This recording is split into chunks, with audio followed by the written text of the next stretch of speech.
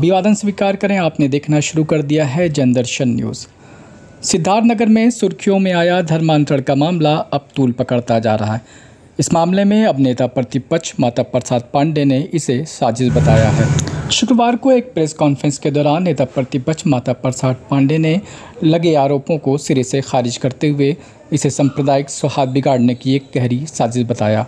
नेता प्रतिपक्ष ने मीडिया से बात करते हुए कहा कि मौलाना शब्बीर एक सम्मानित व्यक्ति हैं, उनके खिलाफ लगाए गए आरोप पूरी तरह बेबुनियाद हैं।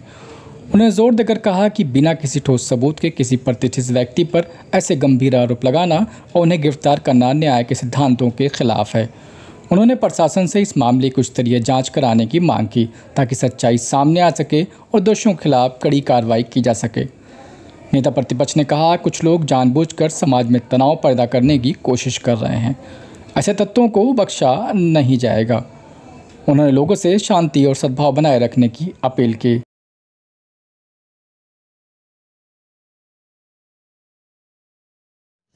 तो मैं दिखवा रहा हूँ, ये कर रहा हूँ, अंत तक सवेरे तक कुछ नहीं हुआ।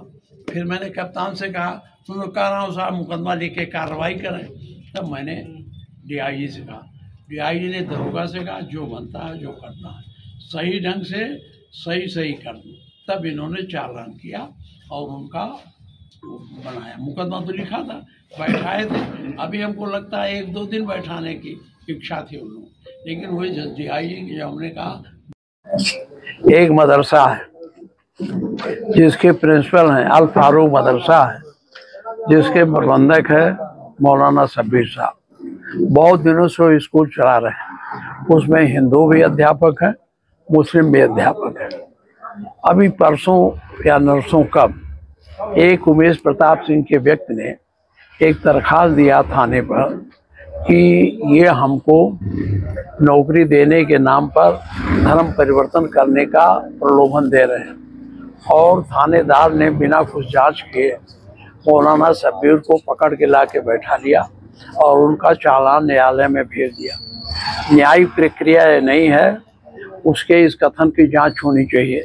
जबकि जिसने दरखास्त दिया था उसके पिता ने स्वयं उसे बताया है कि 2020 में ये इस्लाम स्वीकार कर लिया है और शराबी है, गजेड़ी है, समाज से घर से उसको निकाल दिया गया है। और ये भी कहा है उनके बाप ने कि मैं अपनी संपत्ति घोषित कर दिया हूँ कि इसको नहीं मिलेगी, इससे अलग कर दिया हूँ। ऐसे व्यक्ति के आवेदन पर पुलिस इंस्पेक्टर इटवा ने एक शरीफ व्यक्ति को पकड़कर और उनको जेल भेज दिया। ये हमारे उत्तर जिले की सौहार्द जो पूर्ण वातावरण है, जो सौहार्द है, भाईचारा है, उसको बिगाड़ने की एक तरह से कोशिश की जा रही है। इसके पहले वहाँ हमारे क्षेत्र में सटे चौखड़ा में फागू बाबा के मजार को पूरा जो बना था उजाड़ दिया गया। वहाँ लोगों के रहने के लिए मैंने एक रैन बसेरा बना दिया था। कलेक्टर ने भी उसको उजाड़ दिया। जब मैंने कलेक्टर से पूछा इसको क्यों उजाड़ दिया, तो कहा वो इसराइल है। उसने कहा इससे मुझसे कोई मतलब नहीं। तो हमने कहा तब तो आपको भी रखना चाहिए। एक तरह से यहाँ का प्रशासन इस जिले को साम्प्रदायिकता की आग में झोंकने की तैयारी कर रहा है।